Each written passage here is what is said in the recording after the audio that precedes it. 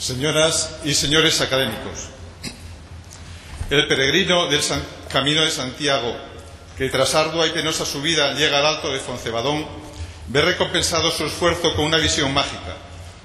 Hacia atrás queda parda y lejana la inmensa planicie asturicense, sembrada de pueblos maragatos que se funden con el paisaje. Hacia la derecha, el verde musgo de las estribaciones cercanas tiene como fondo las masas calcáreas de Bavia teñidas de un azul grisáceo de distancia. A la izquierda, la belleza apostada del terreno, atravesado de venas romanas que surtían de agua las explotaciones auríferas de las Médulas. Delante, el Bierzo de Esperanza, húmedo y rico jardín hacia el que confluyen verdes y profundos valles heridos de inquietud minera. A pesar de tanta belleza, no dejará de detenerse ante una gran cruz de hierro que surge de un promontorio levantado no por un movimiento tectónico, sino por miles y miles de peregrinos que han depositado uno a uno su pequeña piedra mientras formulaban un deseo a ese cielo tan próximo. Hoy llego a esta venerable y admirada casa con alma inmensamente agradecida. Y me pregunto quién soy, quién es esa persona a la que tan generosamente habéis elegido como compañero. Y descubro que ese ser al que me refiero con el pronombre yo es resultado de una educación plural en la que todos los que me han enseñado algo o me han ayudado en algo, familiares, maestros, colegas, alumnos, editores, amigos, al igual que los peregrinos, me fueron formando y conformando al depositar en mí su piedra llenos de buenos deseos. Al elegirme, les habéis rendido a todos un silencioso reconocimiento. A la vez, le habéis dedicado un homenaje a la institución más humana de entre las humanas instituciones, la educación. En estos primeros compases, deseo realizar una cálida referencia a quien fue mi predecesor en el sillón S de esta real institución, don Julián Marías Aguilera, uno de los intelectuales más relevantes del siglo XX. No conocí de cerca a don Julián Marías. No puedo amenizar esta alocución con anécdotas y vivencias comunes. Sin embargo, comencé a leerlo durante mi juventud en su Valladolid natal, muy cerca del Campo Grande, por donde seguramente correteó hasta los 5 años. Su historia de la filosofía era manual de una asignatura del mismo nombre. En otra materia, filosofía española, los clarividentes libros sobre Unamuno, sobre la Escuela de Madrid y sobre el existencialismo en España fueron referencia obligada. Su trayectoria vital agigantó en mí su imagen. Aquel joven brillante y profundo, discípulo de Ortega, parecía predestinado a un espléndido futuro académico. Pero estalló la guerra civil, cambiaron las agujas de la historia, el tiempo lo pilló con el pie cambiado y los pronósticos se trocaron en futuro imperfecto, en utopía, en no lugar. La contienda lo alcanza en Madrid, donde permanece como redactor de ABC, Blanco y Negro, así como de La Hora de España. Es encarcelado, eran días de ira y delación. Su pensamiento conjugaba contrarios ideológicos. Por un lado era católico y de derechas, por el otro se enfrentaba a la dictadura e intentaba mantener viva una filosofía laica. Tales opuestos se superan en la Aufhebung hegeliana, pero no en tiempos de posguerra. En este escenario, su tesis sobre la metafísica de un sacerdote francés que se había opuesto en el siglo XIX al dogma de la infalibilidad del Papa era fácil pasto de la Inquisición. Lo suspenden, trunca su vida académica y, por si fuera leve castigo, se le impide ejercer su otra vocación, el periodismo. Su posición en el otro bando tampoco fue fácil. En 1951 puede defender la tesis de doctorado y le anulan la prohibición de publicar artículos de prensa. En 1953 se convoca la cátedra de Ortega y Gasset. Cuando parecía surgir de nuevo la esperanza, vuelve a dar con la misma pared que Sancho y Don Quijote en la noche del Toboso. Enseña en varias universidades de Estados Unidos. Su aspiración universitaria se hizo realidad cuando el gobierno de Adolfo Suárez creó en la UNED la cátedra Ortega y Gasset, donde ejerció hasta su jubilación. En los tiempos de olvido, solo la Real Academia Española se mantuvo, cual es su costumbre, al margen de los vetos políticos y supo reconocer sus méritos eligiéndolo en octubre de 1964 miembro de número para ocupar este sillón S. Su labor en esta casa fue siempre reconocida y muy admirada. En la relación de mis agradecimientos deseo dedicar un apartado sincero y sentido a los excelentísimos señores don Francisco Rodríguez Adrados, don Ignacio Bosque y don Luis Mateo, que han avalado con su prestigio y su palabra mi candidatura. He de realizar aquí una referencia obligada hacia mis maestros. Desde el primero, mi madre, hasta el último, guardo agradecido recuerdo e incluso veneración. Pero hoy más que nunca me gustaría dar marcha atrás en las agujas del tiempo e imaginar ahí sentado a quien fue mi maestro y mentor a lo largo de mi trayectoria universitaria, don Emilio Alarcos Llorac. Estoy convencido de que nos miraríamos con alegría no disimulada y nos entenderíamos sin palabras. Seguro que reviviríamos aquellos versos del rabino de Carrión, su admirado Shem Tov. Durable placer puedo decir del buen amigo, lo que me diz entiendo, e él lo que yo digo. Yo recordaría una vez más el primer compromiso del juramento hipocrático, tener al que me enseñó esta arte en igual estima que a mis progenitores. Durante la larga travesía de la prehistoria, el Homo sapiens sapiens ha venido acumulando conocimientos y experiencias. Este saber adquirido o creado por la mente humana constituye un tesoro valiosísimo para la especie, la cultura. Será la clave de su supervivencia y de su desarrollo. Pero es un tesoro frágil y volátil. No forma parte de la dotación genética y no se hereda. La especie humana encarna el mito de Sísifo que recuerda a Homero en el canto 11 de la Odisea. En su visita al Hades, Ulises encuentra a Sísifo castigado a subir eternamente un peñón monstruoso hasta la cima del monte, con la desesperanza de que una vez arriba la piedra vuelve a caer rodando hasta el valle, para verse obligado a comenzar de nuevo el ascenso. Algunos han visto en esta terrible historia un símbolo de la vana lucha de nuestra especie en su afán de conquistar la sabiduría. En efecto, el hombre atesora conocimientos a lo largo de su vida, pero todo este saber adquirido en su largo ascenso desaparece con el último soplo de su existencia. La piedra de Sísifo, el conocimiento, regresa al valle y cada niño debe iniciar su escalada cognitiva desde la base. Sin embargo, un hecho biológico, la coexistencia de generaciones y un hallazgo cultural, el lenguaje, nos permiten perpetuar conocimientos a través de la transmisión, es decir, de la educación. Gracias a ella podemos entregar como legado el cofre del saber a las generaciones que nos siguen. El niño nace dotado de una enorme capacidad de asimilación, pero necesita ayuda porque no es capaz de descifrar la inmensidad del océano de conocimientos, como en este hermoso microrrelato del escritor uruguayo Eduardo Galeano. Diego no conocía la mar. El padre, Santiago Kovatlov, lo llevó a descubrirla. Viajaron al sur. Ella, la mar, estaba más allá de los altos médanos esperando. Cuando el niño y su padre alcanzaron por fin aquellas cumbres de arena, después de mucho caminar, la mar estalló ante sus ojos. Y fue tanta la inmensidad de la mar y tanto su fulgor que el niño quedó mudo de hermosura. Y cuando por fin consiguió hablar, temblando, tartamudeando, pidió a su padre: ayúdame a mirar. El arte gramatical.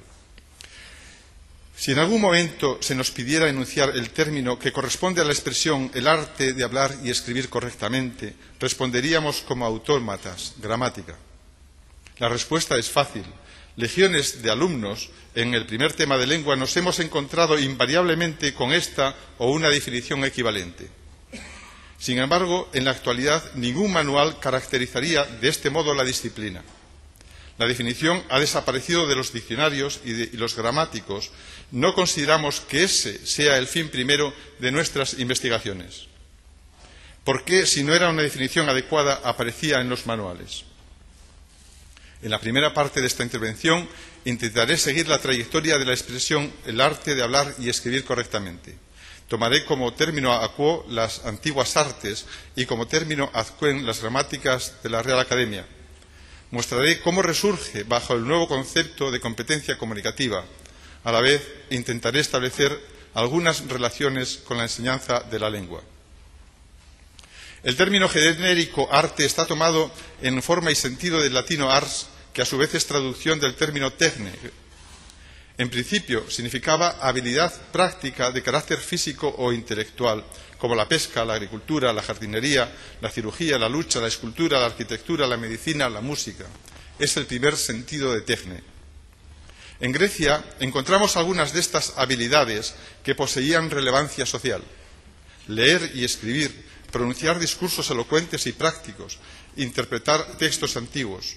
Estas destrezas generaron disciplinas aplicadas de carácter didáctico. La gramática enseñaba a leer y escribir. La retórica enseñaba a crear discursos convincentes. La filología enseñaba a interpretar y editar textos clásicos. Gramática, retórica y filología eran tecnai. Nos encontramos, pues, con un segundo sentido de este término referido a la lengua. Tecne 2, disciplina que enseña habilidades lingüísticas. Es común que una técnica vaya acumulando conocimientos a lo largo del tiempo, conocimientos que crean un cuerpo científico. Imaginemos una disciplina práctica como la cirugía, que llega a aportar datos suficientes como para crear la ciencia de la anatomía. Esto es lo que ocurrió en el ámbito del lenguaje. Las aportaciones de la antigua gramática, de la retórica, de la filología, unidas a las reflexiones teóricas de los filósofos, crearon una ciencia lingüística de carácter teórico, sistemático, descriptivo. Lo normal es que esta nueva cristalización del saber sobre el lenguaje hubiera recibido un nombre diferente y una calificación distinta de la de tecne, ciencia aplicada. Pero en aquel momento no hubo conciencia del salto cualitativo que se estaba dando y se tomaron desgraciadas decisiones. La nueva disciplina se denomina tecne, cuando ya no era una ciencia aplicada, con lo cual nace un tercer sentido del término, tecne 3, ciencia descriptiva del sistema de la lengua. Cuando estas descripciones gramaticales se concretan en volúmenes denominados tecne grammaticae, nace un género de manuales de gramática que reciben el mismo nombre. Tenemos pues un cuarto sentido, tecne 4, manual descriptivo del sistema gramatical.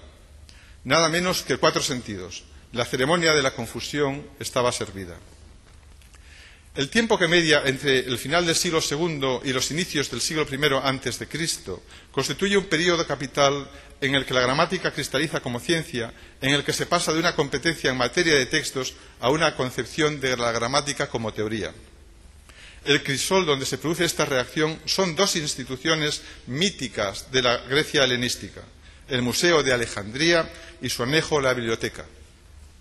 El impulso científico desarrollado en aquel centro interdisciplinar fue inmenso. Sin embargo, no se vio exento de envidias y de críticas. En el populoso Egipto, escribe Timón en sus Silas, se suministra la pitanza a una multitud de chupatintas, grandes lectores de libros viejos que disputan interminablemente en la pajarera del museo.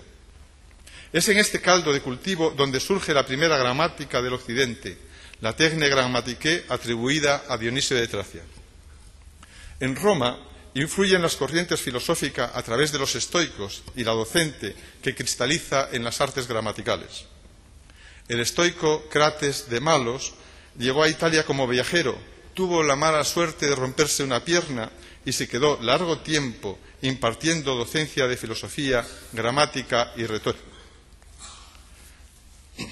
La influencia estoica dura aproximadamente un siglo, desde Marco Terencio Varrón hasta Plinio el Viejo, que muere en agosto del 79, asfixiado por los gases del Vesubio, cuando navegaba por la bahía de Nápoles para estudiar de cerca la erupción volcánica que sepultó Pompeya y Herculano.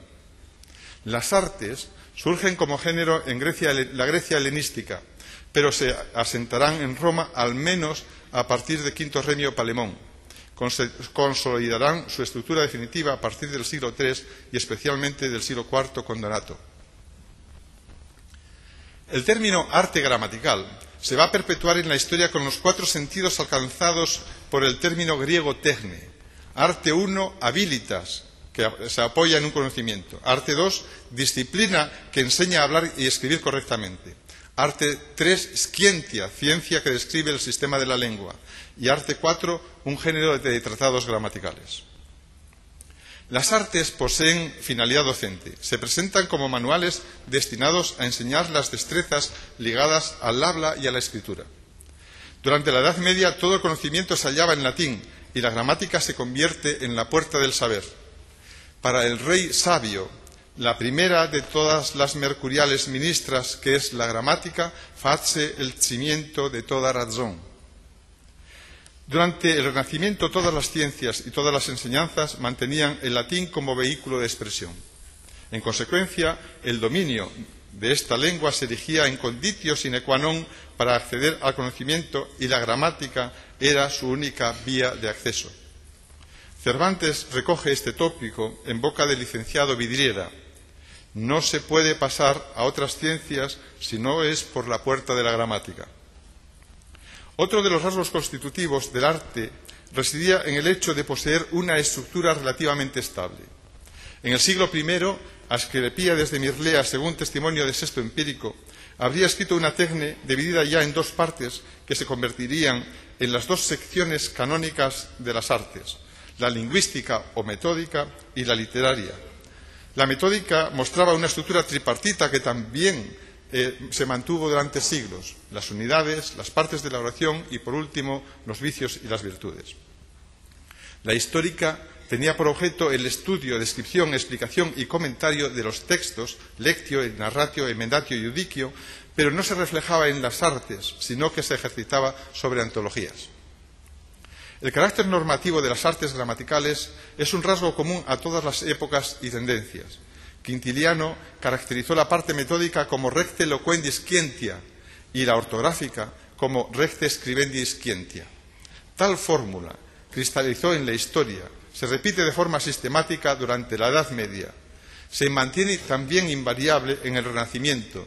Guarino de Verona la recoge en sus Regulae Grammaticales y Nebrija la incluye en sus Introducciones Latinae. El modelo de la norma ha sido una de las cuestiones más debatidas en la elaboración de las artes de todos los tiempos.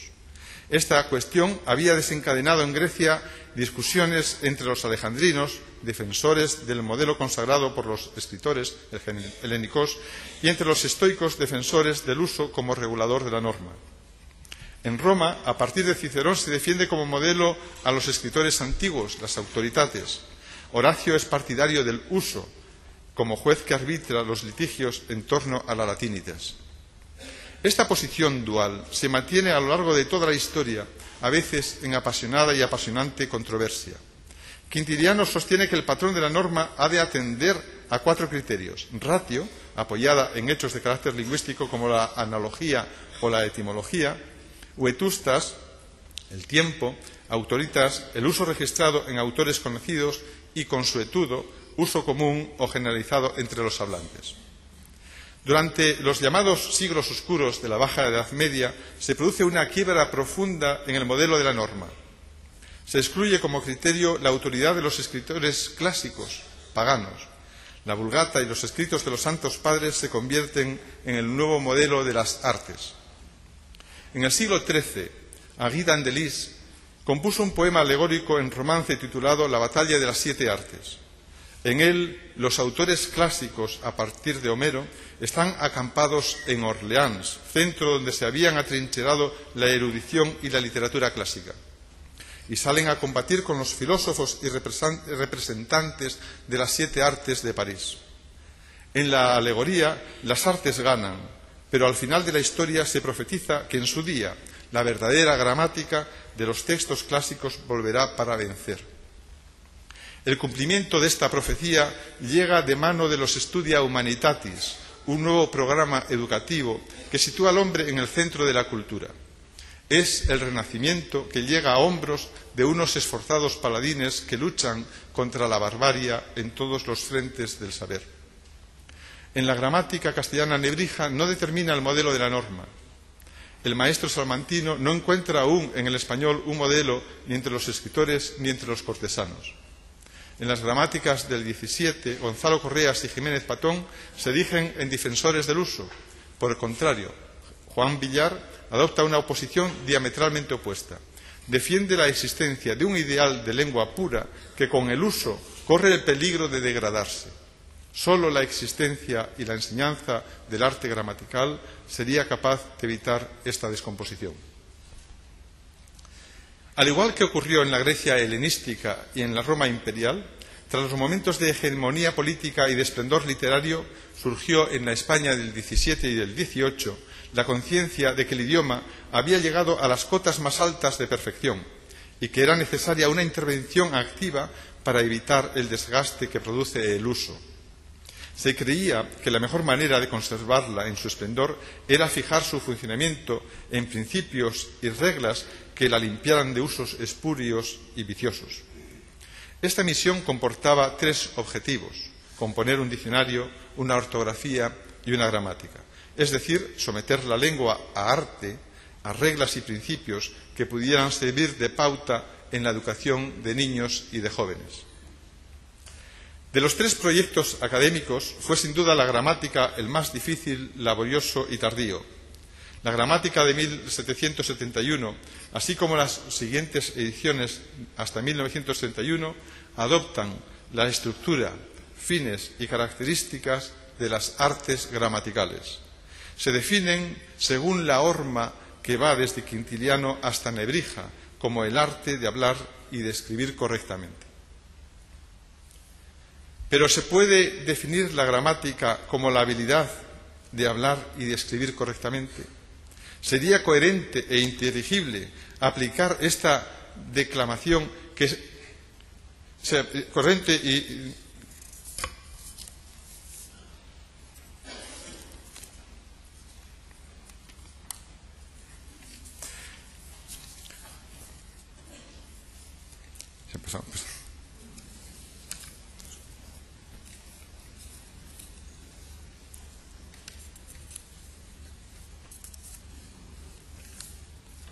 esta definición al contenido de la gramática castellana de Nebrija o a las gramáticas de la Real Academia o a cualquier otra gramática que conozcamos?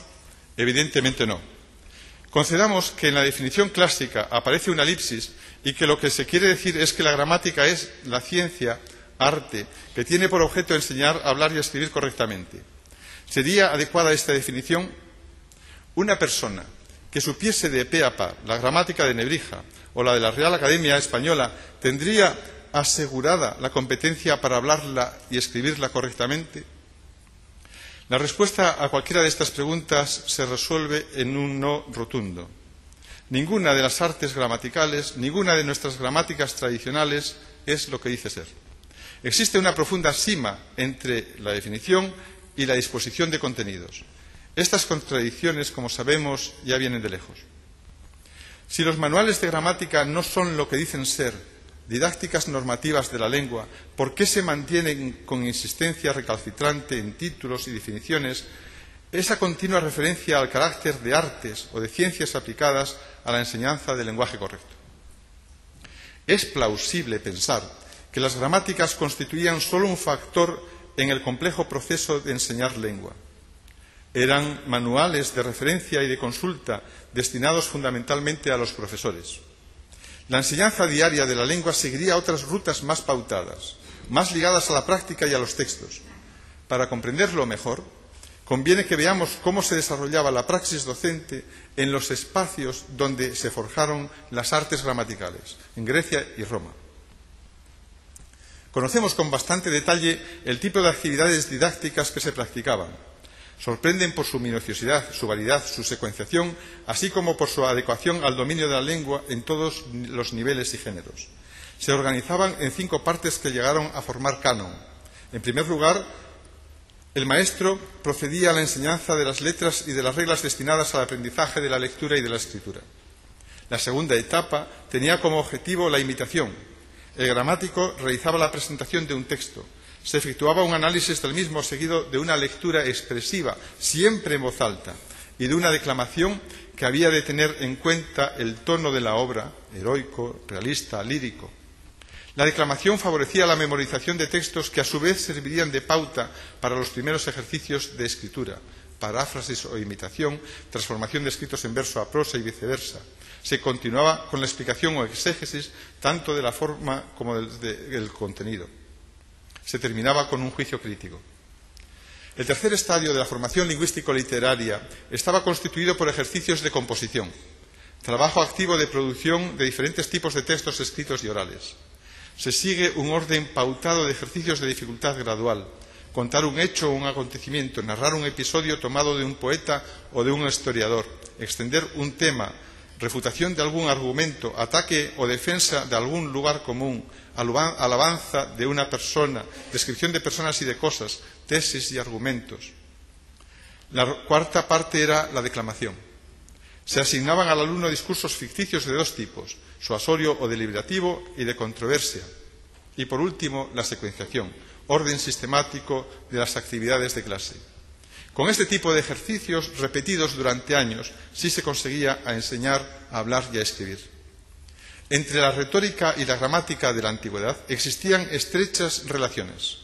Ambas eran artes lingüísticas con una finalidad práctica. Ambas se ocupaban del bene dicendi y las dos se desplegaban en la enseñanza. Durante siglos, gramáticos y retóricos trabajan en la misma cadena de montaje. La gramática se encargaba de manufacturar oraciones bien construidas y la retórica las ensamblaba en discursos bellos y eficaces. La competencia comunicativa. Durante la segunda mitad del siglo XX fue sin duda un período de efervescencia en el ámbito de los estudios del lenguaje. Nacen o se regeneran nuevas disciplinas, la pragmática, la psicolingüística, la sociolingüística, la etnolingüística, la lingüística del texto, el análisis del discurso, el análisis de la conversación, la semiótica, etc. Surge asimismo una pujante lingüística aplicada relacionada en un principio con la enseñanza de segundas lenguas, pero que pronto se extiende a otros ámbitos. La enseñanza de la lengua materna, la traducción, la lexicografía, las patologías del lenguaje, los lenguajes formales, la planificación lingüística, la lingüística computacional, etc. La lingüística crece en extensión y profundidad. Es uno de tantos crecimientos cuantitativos que, como pronosticaba Hegel, producen un cambio cualitativo. Nos sitúan en un nuevo paradigma lingüístico, la lingüística de la comunicación. La lingüística estructural generativista se proponía como objeto de estudio la descripción y explicación del sistema, del código, de la competencia. Pero se reduce nuestro conocimiento de la lengua al dominio del código, es decir, de las reglas gramaticales y del diccionario. En 1972, Delm-Heims advirtió que para construir mensajes adecuados, el hablante ha de tener en cuenta también otros conocimientos situacionales, sociolingüísticos, culturales, pragmáticos, discursivos y textuales. Crea el concepto de competencia comunicativa. La competencia comunicativa se diferencia cuantitativa y cualitativamente de la competencia lingüística. Incluye el dominio de las reglas del sistema y de las unidades del léxico, pero incorpora además otra clase de conocimientos que le son necesarios al hablante para producir y comprender enunciados y discursos adaptados al contexto. Entre ellos destacamos, en primer lugar, la competencia ejecutiva. Dominar la lengua no se reduce solo a saber, al conocimiento pasivo del código, sino que también consiste en un saber hacer, en un saber ejecutar. La competencia ejecutiva está formada por habilidades o destrezas que son absolutamente necesarias para poner en funcionamiento el lenguaje, hablar, comprender, leer y escribir. En segundo lugar, la competencia normativa incorpora principios o normas pragmáticos, sociolingüísticos, conversacionales que aseguran una buena conducta y unas buenas relaciones comunicativas. Sus violaciones no producen secuencias agramaticales, pero sí enunciados descorteses, inadecuados, incoherentes, no apropiados. La expresión «anda tío, no te enrolles y lárgate» se vería normal entre dos jóvenes de 15 años, pero dicha al presidente de una empresa, a una autoridad o a un obispo sería más grave que un anacoluto. El tercer tipo, la competencia discursiva, nos capacita para ensamblar enunciados en la formación de textos coherentes. La alteración del orden en el conocido poema de Antonio Machado es percibida como una violación de la competencia discursiva. Quedaría: oye otra vez, Dios mío, mi corazón clamar. Señor, ya estamos solos, mi corazón y el mar. Tu voluntad se hizo, Señor, contra la mía. Señor, ya me arrancaste lo que más quería. La recomposición del orden apropiado nos permite reconstruir el hilo invisible de la coherencia que lo unifica como texto trabado y cerrado. Señor, ya me arrancaste lo que yo más quería. Oye otra vez, Dios mío, mi corazón clamar. Tu voluntad se hizo, Señor, contra la mía. Señor, ya estamos solos, mi corazón y el mar. La competencia pragmática o inferencial construye e interpreta nuestros mensajes no como simples oraciones, sino como auténticos actos de habla. La misma expresión latina, nunc pueri in scholis ludunt, ahora los niños en la escuela juegan, en boca de los pedagogos pudo ser la jubilosa expresión de un logro, pero en la pluma de Petronio, constituía una crítica feroz. Una sola oración, pero dos actos de habla opuestos. La pragmática nos ha enseñado que los enunciados son como icebergs. Están formados por una parte emergente, patente y visible, el significado literal, y por una parte sumergida, latente, implícita, el sentido intencional. En un diálogo tan cotidiano como «tienes fuego, no fumo», todos entendemos que quien dice «tienes fuego» no hace una pregunta, sino una petición. Y que quien responde «no fumo», lo que en realidad está intentando decir es que no puede atender tal ruego. La capacidad inferencial es una habilidad que incorporamos desde la infancia.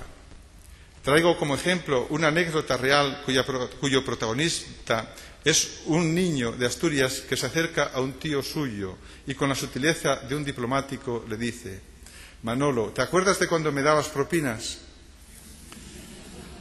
La competencia semiótica es el saber que nos permite interpretar el valor significativo de las distintas modulaciones fónicas, de los gestos y movimientos que acompañan nuestros mensajes, así como de la posición y situación corporal. Recuerda Jacobson cómo un actor del teatro Stanislavski de Moscú, con solo 2 palabras, Sivodnia Viecheron, hoy por la tarde, fue capaz de transmitir 40 mensajes diferentes, acompañándose de entonaciones, intensidades, tempos, gestos, posiciones distintas. Antonio Pereira, en uno de sus cuentos más celebrados, narra cómo el protagonista logra comunicarse bailando con una mujer rusa a través de modulaciones fónicas. Me puse a inventar cadencias. Explotaba las pausas entre frase y frase como se gobiernan los tiempos del amor. Se me ocurrió recitarle la salve, que es la única oración que recuerdo de cuando yo era bueno. Reina y Madre de misericordia, vida y dulzura, esperanza nuestra. Mi amiga, mi dulce amiga, no podía descifrar en este valle de lágrimas, y sin embargo sus ojos verdosos se humedecieron. Llegados a este punto, nos hallamos en condiciones de formular explícitamente nuestra tesis. La competencia comunicativa incorpora todas las dimensiones, todas las 4 dimensiones del concepto antiguo de arte, al tiempo que les ofrece fundamento explicativo. Una vez más asistimos a la supervivencia de nociones tradicionales que ya parecían fenecidas, Medea superest. A continuación, intentaré hacer patentes los vínculos de la competencia comunicativa con las nociones de corrección, de habilidad, así como con las 2 dimensiones, la teórica y la aplicada de la gramática. El criterio de corrección de las antiguas artes, hablar y escribir correctamente, pertenece a la competencia comunicativa, al amplio abanico de valores que vamos adquiriendo desde la infancia al aprender la lengua. Son de naturaleza pragmática, sociolingüística, conversacional, cultural, semiótica. Se presentan como normas de buena conducta comunicativa. Se aprenden bien por observación, bien por transmisión directa. Se agrupan según el tipo de competencia a la que están ligados y suelen tener una formulación imperativa. Di lo justo, di la verdad, atente al tema, sé claro y conciso, sé cortés, sé coherente. No interrumpas, no grites ni hables demasiado bajo, no mires hacia otro lado. La sociedad castiga con valoraciones negativas a quien las viola o no las respeta. Así hallamos calificativos como inoportuno, grosero, descortés, incoherente, mentiroso, falso, confuso, desordenado, soez, inconveniente, maleducado, machista, racista, violento, orgulloso, soberbio, presuntuoso, preguntón, crítico. La noción de competencia comunicativa también acoge y ofrece explicación al primer sentido de las artes. Los términos destreza y habilidad de la moderna lingüística son sinónimos de los clásicos tecne y arte en su sentido originario, conjunto de conocimientos prácticos que permiten desarrollar una habilidad. La lingüística tradicional no ofreció una explicación de su funcionamiento. Para la lingüística estructural y generativa, estas habilidades quedaban fuera de su ámbito teórico, pertenecían al habla, a la actuación. La lingüística de la comunicación, por el contrario, que considera que estas 4 destrezas, hablar, comprender, escribir y leer, constituyen un conocimiento capital en la puesta en escena del lenguaje. Gracias a las aportaciones de la psicolingüística, hoy estamos más cerca de poder explicar no solo su funcionamiento, sino también los mecanismos que influyen en su adquisición y aprendizaje. Son capacidades cognitivas complejas, están formadas por un conjunto de representaciones internas almacenadas en la memoria implícita o permanente que funcionan como programas informáticos y que sustentan actuaciones fluidas, mecánicas, inconscientes y seguras. Son habilidades motoras como caminar, levantarse, bailar, silbar, jugar al tenis, tocar el piano, escribir en el ordenador, conducir, andar en bici, etc. Son habilidades automáticas. Cuando Sviatoslav Richter interpretaba el frenético primer movimiento de la Sonata 23 Appassionata de Beethoven, no podía pensar en cada uno de los movimientos de sus dedos. Y si lo hubiera intentado, habría sido la ruina de su interpretación. Constituyen un saber práctico no explícito, diferente del conocimiento teórico explícito como la gramática. Forman una parte esencial de la competencia comunicativa, el saber hacer, y son objetivo prioritario en la enseñanza de la lengua. La psicolingüística nos enseña asimismo que estas destrezas, habilidades o artes cognitivas no se alcanzan de la misma manera. Llegamos al dominio del habla a través de un proceso espontáneo, temprano, fácil y seguro, mientras que la escritura y la lectura han de seguir una ruta más larga y dificultosa. Es la diferencia que media entre la adquisición de una lengua y el aprendizaje de una lengua extranjera, por ejemplo. La primera es una competencia adquirida, mientras que la segunda es una competencia aprendida. En el conocidísimo epigrama Saber sin estudiar, Nicolás Fernández de Moratín pintaba con plasticidad esta dualidad de procesos. Admiróse un portugués de ver que en su tierna infancia todos los niños de Francia supiesen hablar francés. Arte diabólica es, dijo torciendo el mostacho, que para hablar en gabacho un fidalgo en Portugal llega viejo y lo habla mal, y aquí lo parla un muchacho. La adquisición de la lengua materna tiene lugar durante los primeros años de la vida. A ella acceden todos los niños, con independencia de su capacidad intelectual. No necesita adiestramiento académico y los resultados son seguros, estables y permanentes. Es posible gracias a una dotación genética y neurológica, resultado de una larga evolución. Por el contrario, a una segunda lengua se llega por aprendizaje. Requiere un proceso académico reflexivo, consciente, continuado, dificultoso. Los resultados dependen de la capacidad, del método, del esfuerzo y de la constancia. Y nunca son tan exitosos. En palabras del poeta, un fidalgo en Portugal llega viejo y lo habla mal. El hecho ha sorprendido no solo al portugués de la décima, sino a los lingüistas de todas las épocas. Es más, constituye uno de los problemas más difíciles de la teoría del lenguaje. El aprendizaje de cualquier destreza cognitiva compleja, como la lectura y la escritura, exige un largo proceso de ejercicio hasta conseguir la automatización.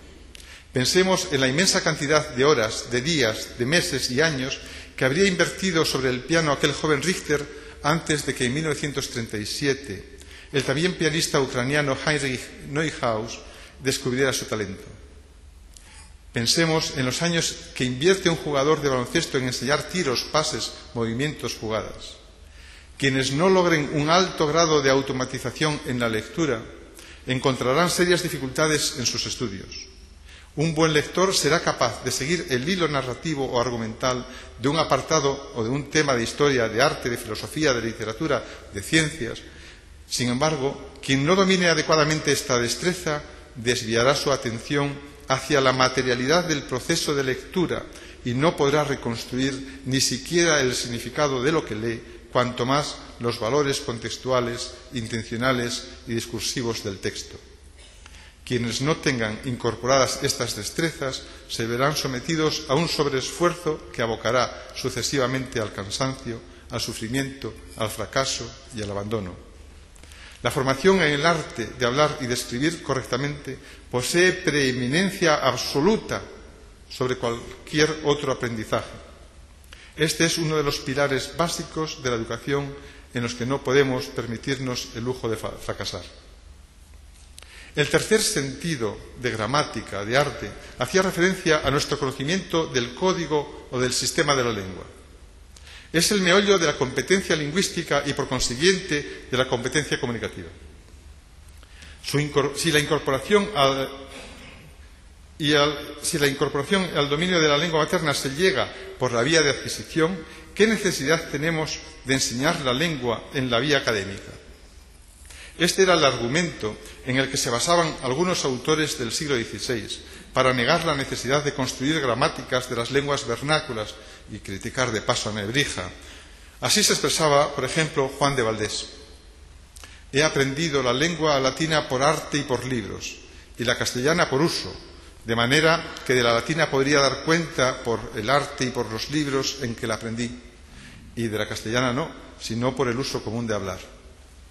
Pero esta es una verdad parcial. La competencia lingüística que el niño asimila en el proceso natural de adquisición es muy reducida. Afecta únicamente al lenguaje oral, no a la lectura ni a la escritura, y sólo en uno de los niveles o registros de su lengua, el lenguaje coloquial. Adquiere lo que técnicamente se denomina un código restringido. Sin embargo, para desenvolverse en la vida necesitará incorporar otras destrezas que no se asimilan de manera espontánea ni en la familia ni en el grupo. La sociedad le exige el dominio de la lectura y de la escritura y premiará a los que sepan expresarse con corrección y elegancia y dotar de eficiencia sus discursos y argumentaciones. Ha de pasar de un código restringido a un código elaborado. En este proceso ha de mediar de forma inevitable la educación. Otra cuestión de calado. ¿Debemos enseñar gramática a los jóvenes? La necesidad imperiosa de conseguir resultados positivos en el dominio instrumental de la lengua ha conducido a rechazar la enseñanza de la gramática teórica y el uso de algunas prácticas tradicionales como el análisis sintáctico y el análisis morfológico. De algunas gargantas ha surgido un grito de resonancias catonianas, de lenda es gramática.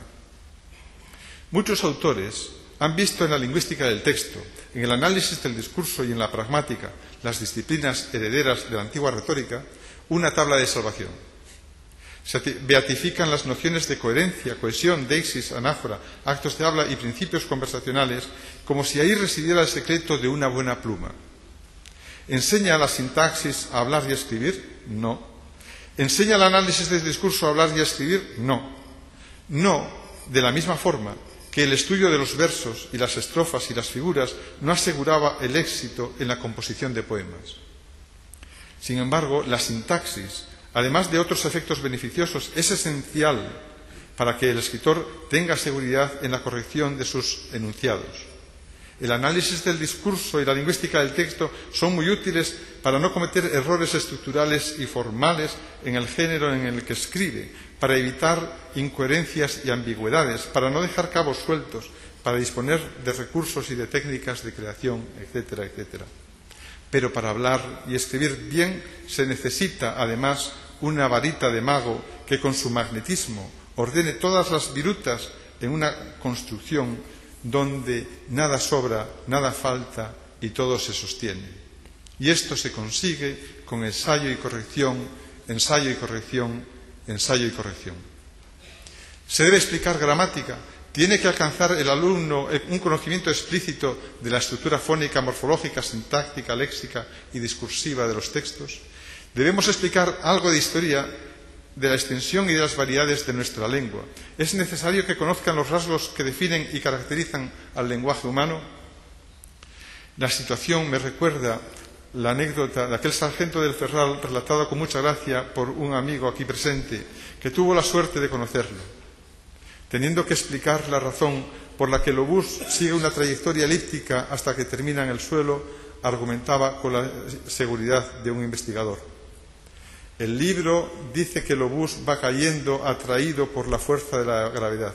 Que va, no hagan caso. Yo he comprobado que se cae por su propio peso. Aunque haya voces que digan lo contrario, la conveniencia de enseñar gramática cae por su propio peso. Si nadie pone en duda la necesidad de conocer la estructura de una catedral gótica, no hemos de estudiar el entramado de la más hermosa catedral que haya construido jamás el hombre. Cada enseñanza a su tiempo. Hasta aquí he hablado de gramática y de enseñanza, pero no quisiera cerrar mi discurso sin recordar que en este proceso es vital la labor mediadora de los docentes. Sin ellos no hay educación. El profesorado es uno de los puntos más sensibles de la cadena educativa y uno de los elementos de cuya formación y actualización con mayor mimo se ha de preocupar la sociedad. Quisiera introducir en este punto dos observaciones que considero importantes, aunque suenen a estrambote. Primero, que no solo de didáctica vive el hombre. Y segundo, que enseñar no es un verbo intransitivo, se enseña algo. Existen dos axiomas que no aparecen en los libros de didáctica, pero que son tan contumaces como el principio de Arquímedes, por no aludir al antes discutido principio de gravitación universal. Solo consigue apasionar al alumno el profesor apasionado. Y segundo, solo consigue ilusionarse con una disciplina la persona que la conozca y la domine. En la enseñanza trabajamos en un proyecto con horizontes lejanos, donde los resultados no se ven de manera inmediata. Pero siempre hay una rotura de cielo por donde se cuela el rayo de la esperanza. Un profesor de los que más me han enseñado y apasionado en los años jóvenes me recordaba el efecto alegórico de las palabras del monje Bermudo: si non vencí reyes moros, engendré quien los venciera. A medida que el tiempo se extingue y hago composición de lugar, siento que la mirada se escurre por los pasillos del alma hacia tiempos pretéritos en los que era poco más que un esbozo de mí mismo. Todas las mañanas de luz, desde cualquier punto, desde aquel paraíso de la infancia de Jiménez, contemplaba un espectáculo increíble, un sol que surgía lento y solemne por detrás de la caliza grisácea de Peñamayor. Era un milagro que me sobrecogía y me abordaba cargado de interrogantes a los que no sabía responder. ¿Qué habrá más allá de esa línea por donde asoma el astro solar? ¿Volverá a salir mañana? Oteando pueblos y paisajes desde el monte, recuerdo haberme preguntado alguna vez con extrañeza: ¿y esa casa por qué se llamará el ferrocarril si por ahí no pasa el tren? Poco a poco los enigmas se fueron resolviendo. La vida me enseñó desde muy cerca que para algún ser querido el sol se cegó terriblemente pronto. Comprendí que en aquella casa se llamaba ferrocarril porque allí me había de subir a un tren de esperanza fecunda que ha iluminado desde entonces todos los días de mi vida. Comprendí que detrás de aquella montaña de magia estaba escondido el lecho del sol, mi futuro, y que mi destino era buscarlo. Como en los cuentos fantásticos estudiados por Propp, hube de salir de los lares y superar dificultades. No sé si sumaban un número mítico, 3, 7, 12 o 12.000, pero sí tengo constancia de que también, como en aquellos relatos, pude superar cada momento delicado por la ayuda benefactora y desinteresada de muchos. Y en este sagrado instante a todos les deseo expresar mi honda gratitud. Y por último, dirigiéndome a vosotros, que me habéis abierto estas puertas, deseo expresaros que mi sentimiento es un múltiplo infinito de cuanto pueda cobijarse en la palabra gracias, y que mi voluntad no es otra que la de poner al servicio de esta real institución fuerzas conocimiento, honradez, lealtad y trabajo. Muchas gracias.